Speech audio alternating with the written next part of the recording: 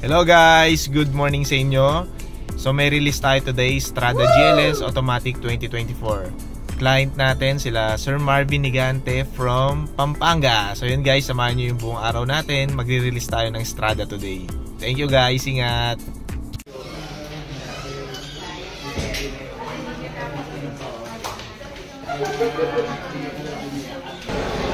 Marvin!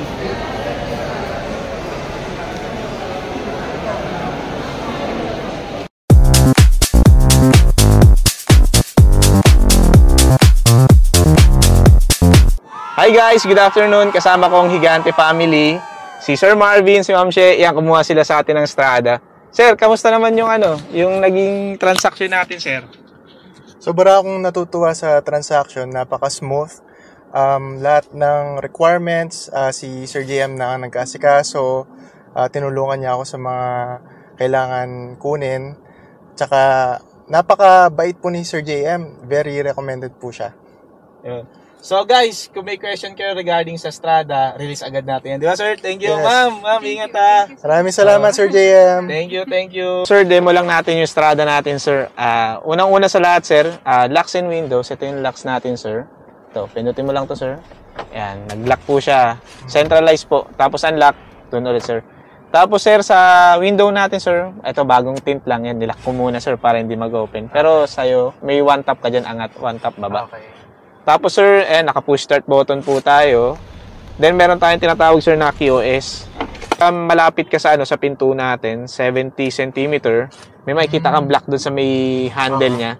So pipindutin mo lang 'yun, mag-unlock saka maglalak. Basta malapit tong transmitter. Okay. Opo.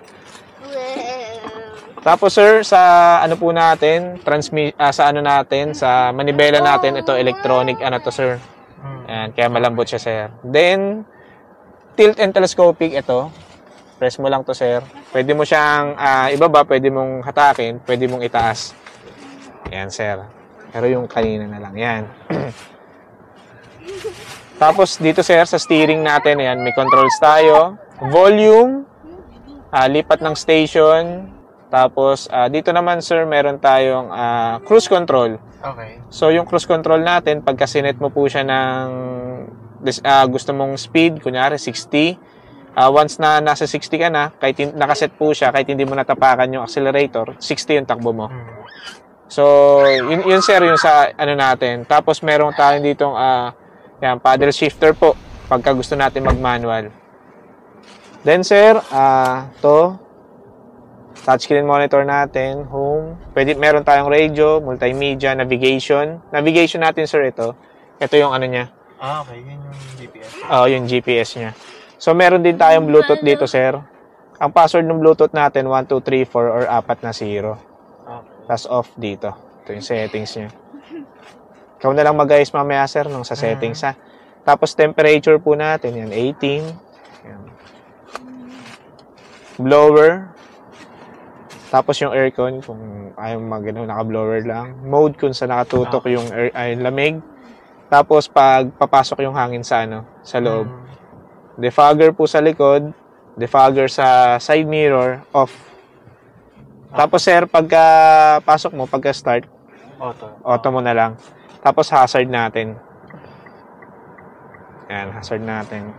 Tapos USB AUX. Okay. Power source niya.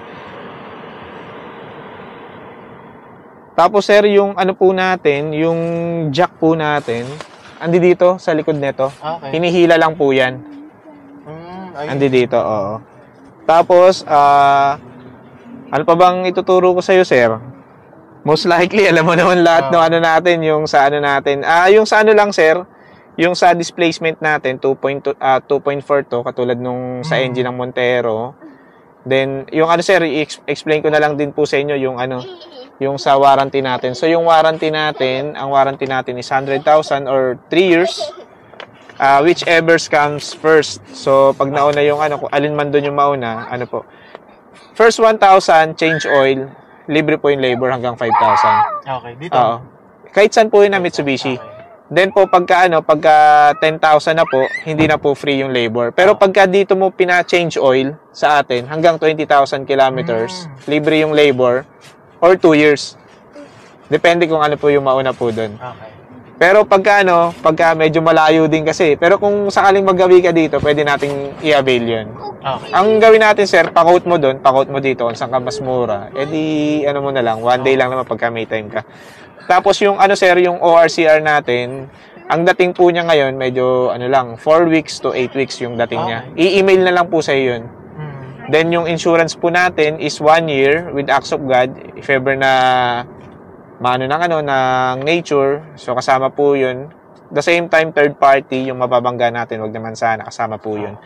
Then, yung TPL natin, sir, yung TPL naman natin, 3 years. Kasama po yung yung LTO natin na 3 years. Depende po yung nun, sir, yung register sa dating po ng plaka natin. Okay. Tapos, sir, ito yung detalye ng unit natin. Yan. Gante Marvin Soriano. Address, ng 2024 na, sir. Strada GLS 2-wheel drive graphic gray metallic. Engine number, chassis number, conduction sticker.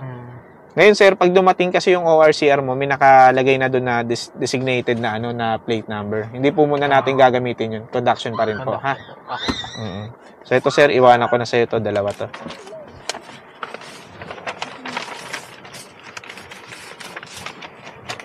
Yan. Tapos, sir, ito po. Dito naman yung manual natin, sir. Yan. Medyo makapal lang siya. Tiyak ako, sir, mag-i-enjoy ka dito sa Strada natin. Yun, sir, baka may ka pa, may question ka regarding dito sa mga specs natin, sir.